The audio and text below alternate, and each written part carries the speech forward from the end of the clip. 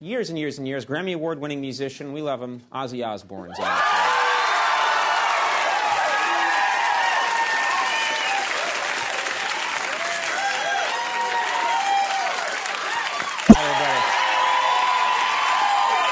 we're back. My next guest is a rock and roll legend. He was the star of the MTV's hit reality series, The Osbournes. He also has a new box set out entitled Prince of Darkness. Please welcome Ozzy Osbourne.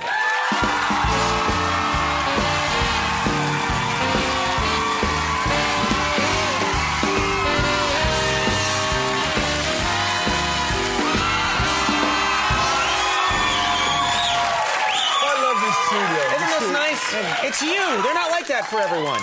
This is love for you. Yeah, you look good, by the way. You look fantastic. I don't drink, I don't smoke, I don't do dope anymore. I'm pretty boring now. Perfect. Let's begin. You don't drink anymore. How long has it been? You almost said a week.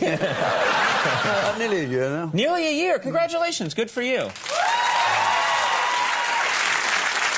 You were once, I know that this is about you, you were once so desperate to get a drink that Sharon used to take your clothes away so you wouldn't drink. Is that right? What she would do, she'd steal my clothes, and I have no clothes, so what I would do, I'd steal her clothes and go in her dresses drinking. You would dress up in Sharon's dresses and go out drinking? Oh, yeah, and I ended up in some pretty weird places.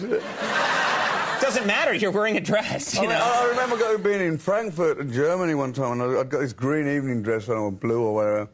And the guy behind the bar goes, "You do not belong in this bar. You must go down to the bar down the road." And I go, "This is one of them transvestite bars." Right. I didn't really want to go. You thought you'd blend right in. Now, I'm concerned. I understand that you were burglarized recently. Someone broke into your home? Yeah. What happened? Tell us the story. Well, I sleepwalk a lot, you know. You sleepwalk? Because I'm travelling around, I don't get used to where I am, you know. Right. So I was stark naked, right? And I'm in my... Wait, let's back it up. You were sleepwalking and you're completely naked.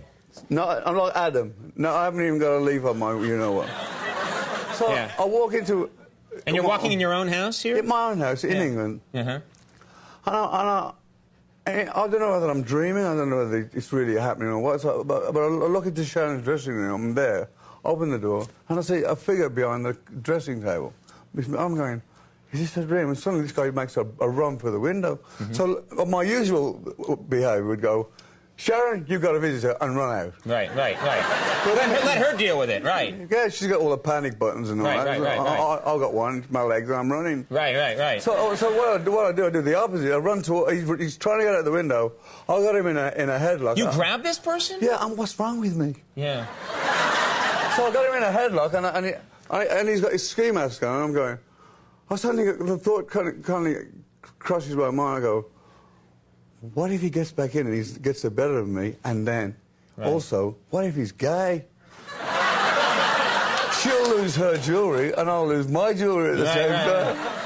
So, do you fight a lot of crime naked? Is that something you do? I'm a naked crime fighter. Naked crime fighter, yeah. Well, speaking of your naked body, which I always like to get to, you have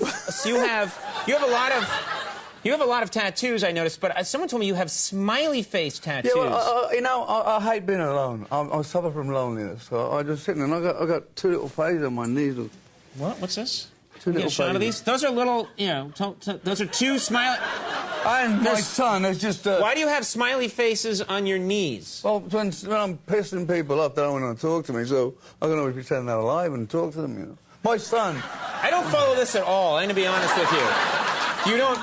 They're there because what? Because when people get mad at you, what happens? What it is... What? I'm Conan. Hi, how are you? Good to see you. Wouldn't be terrible about Titanic. So you have the smiley face tattoos, and my son just had it done. It's like a family tradition, an Osbourne family tradition. Oh, okay. So it's something everyone in the family is. All the Osbournes going back. The males. The males in the thousands of years. My great-great-grandfather have had smiley face on their knees. Egbert Osbourne. Okay, I'll buy that. No, Egbert no bacon. Now let's talk about Jack. I read recently that Jack, your son, wants to be a fireman. Yeah, he comes up with these crazy ideas from time to time. I mean, Well, that's not a crazy idea. He's not into this fame thing, you know. Like Kelly, my daughter's just done a new record. Right. And Jack's doing this extreme sports thing, like rock climbing and swimming with sharks and all that stuff, you know. Do you think he'd be a good fireman? I think he would. I don't know why that made me laugh. I just like that. Do you think he would? He'd be a good fireman? Yeah.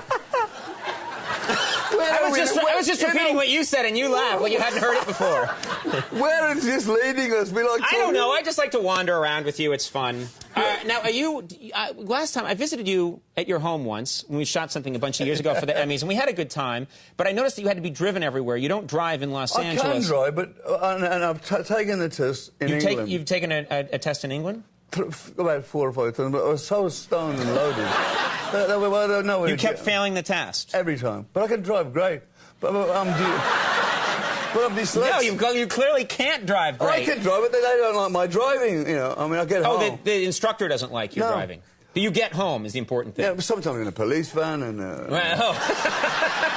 Ba-doom, boom. So, well, what is your problem when you drive? What bothers you? What do you find difficult? Back in those days, I'd drink too much booze or take too much dope, and I'd pass out. I'd just, you know, do a three-point and I'd be like... Right, okay.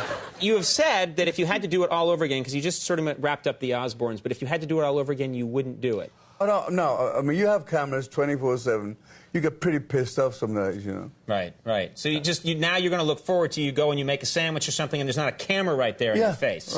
Right. Well, but saying that, we had that Dr. Phil round to do the final thing on Saturday, and we haven't actually had the film crew in the house for about 4 months now, and they all came back, and it was kind of like, oh, I miss you, you know. Right. We kind of made friends. We became good friends. You know. With the crew and everything, so now that's done. Are you going to stay in the same house? You guys going to live in the same house? Oh, don't talk to me. Do you know, no, this is no lie.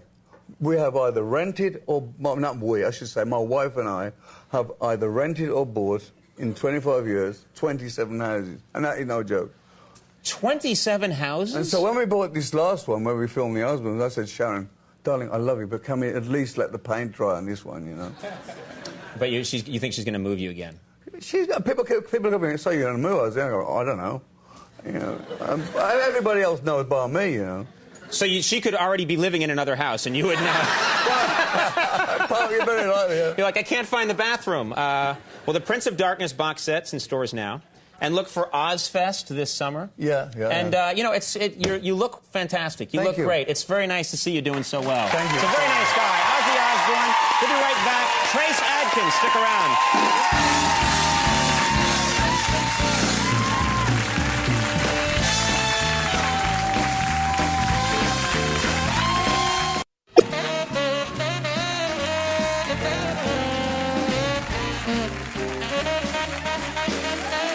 Everybody. That is our show. Do you want to thank my guest, Trace Adkins? That was great. Thank you so much for doing it. Yeah. Big thanks to Ozzy Osbourne for stopping by.